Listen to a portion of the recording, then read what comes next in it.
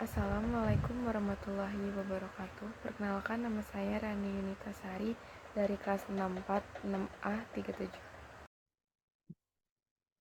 Baik, di sini saya akan membagikan video tutorial bagaimana cara membuat uji validitas, uji reliabilitas, uji T dengan SPSS.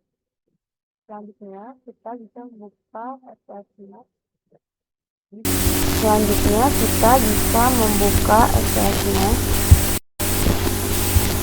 Oke, di sini sudah ada data 30 responden dari 14 pertanyaan yang masing-masingnya ini ada 7 pertanyaan dari 2 variabel X, yaitu disiplin kerja, dan Y ini adalah kinerja karyawan.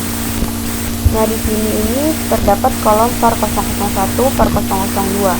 Ini diganti di variabel Y-nya menjadi X1 titik 1, X1 titik 2, X1 titik 3, X1 titik 4, X1 titik 5, X1 titik 6, X1 titik 7. Yang bawahnya kita ganti Y titik 1, Y1 titik 2, Y1 titik 3, Y1 titik 4, Y1 titik 5, Y1 titik 6, yang terakhir Y1 titik 7. Dan di sini kita ubah menjadi total X, yang bawah total Y, yang bawahnya total skor. Jangan lupa untuk mengganti desimalnya menjadi 0.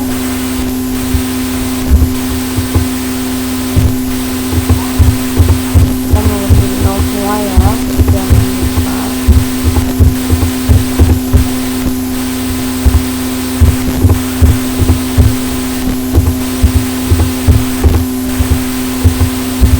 Lalu kita balik ke data view. Nah, sekarang sudah berubah semua. Lanjut kita mengklik analyze, lalu correlate. Dari sini kita pilih yang display, lalu akan muncul tampilan seperti ini. Lalu Ctrl A, ini pindahkan ke variabel, lalu pastikan correlation coefficient persen ini tercentang, lalu klik OK.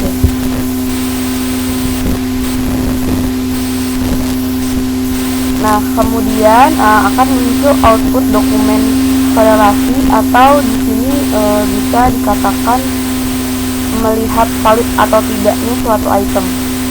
Ini X1.1, ini ke bawah adalah responden, pertanyaan dari responden. Lalu untuk ininya person correlation, ini adalah disebut R hitung, terdapat signifikan juga, dan ini adalah nilai responden. Sekarang kita melihat data paling akhir, yaitu total score. Di sini adalah 0,712. Jadi untuk melihat suatu item itu valid atau tidak, R hitung atau tidaknya itu, cara yang pertama dengan membandingkan R hitung ini dengan R tabel. R hitungnya ini kan 0,7112. Jadi kita bisa melihat di sini R tabelnya. R tabelnya ini, untuk mencari L tabel ini kita mencari DFT dulu. DFT itu M-nya itu adalah 30, responden dikurang 2 variabel, yaitu 28. Dan di sini saya memakai tingkat signifikan untuk uji dua arah, yaitu 5% atau 0,05, yaitu 0,360. Lalu kemudian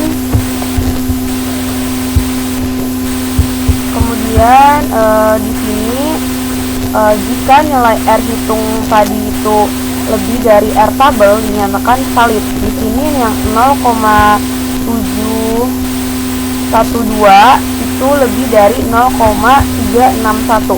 Otomatis item pertama ini valid. Dan yang kedua ini adalah 0,472.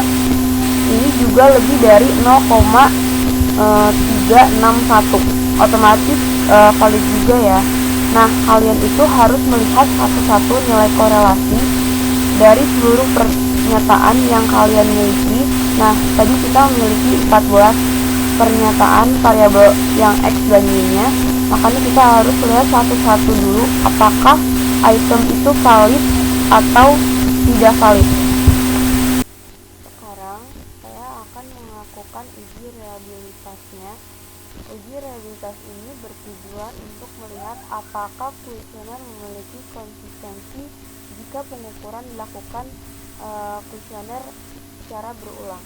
Jadi intinya item pertanyaan itu bisa konsisten atau tidak kalau misal kita uji secara terus-menerus. Dasar pengambilan uji reliabilitas Cronbach alpha-nya menurut Wiratna Sujarweni, kuesioner dikatakan reliable jika nilai Cronbach alpha-nya itu lebih dari 0,6. Jadi di sini langsung saja yang pertama kita memakai data yang tadi ya. Lanjut kita ke analyze.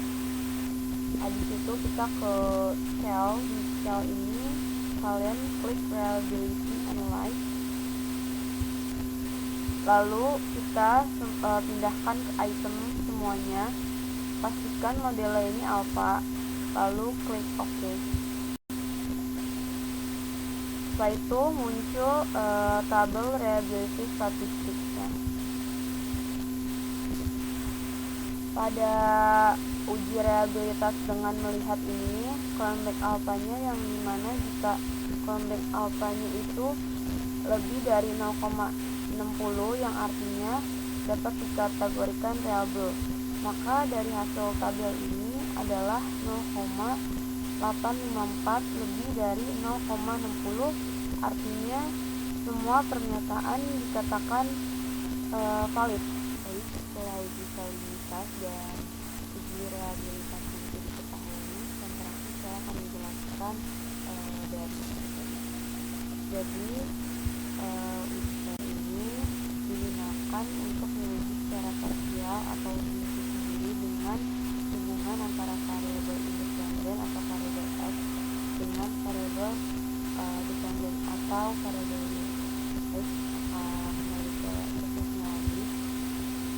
Di sini kita variabel V-nya kita ke label. Di sini kita ubah menjadi disiplin. Untuk bagian X-nya dan total Y ini kita ganti jadi kinerja karyawan.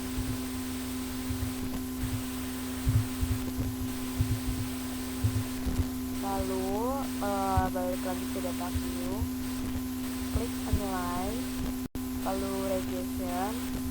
Habis itu ada linear, klik. Di sini kan ada total X-nya ya, disiplin. X-nya ini kita taruh di independen, dan untuk kinerja karyawannya taruh di dependen. Lalu kita klik OK. Lalu di sini kalian juga bisa melihat di sini langsung muncul tabel koefisien atau tabel P-nya. Kalau untuk ANOVA ini uji S ya. Di sini disiplin kerja signifikannya 0,00 dan P-nya ini hitungnya ini 4,348. Untuk mengetahui tabel P-nya, kita lihat di sini. Sama seperti uji validitas dan reliabilitasnya, untuk DS-nya ini diketahuinya 30 dikurang 2, jadi 28. Di sini saya memakai 0,50, yaitu jadinya 0,6833.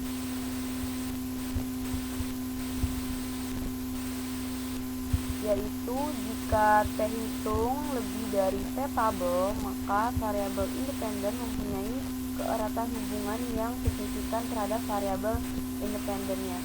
Maka nilai T hitung disiplin kerja X1 terhadap kinerja karyawan Y1 adalah 4,017 lebih dari 0,683, yaitu pengaruhnya positif dan signifikan terhadap kinerja karyawan. Baik, sekian dari video tutorial ini. Kurang lebihnya mohon maaf. Wassalamualaikum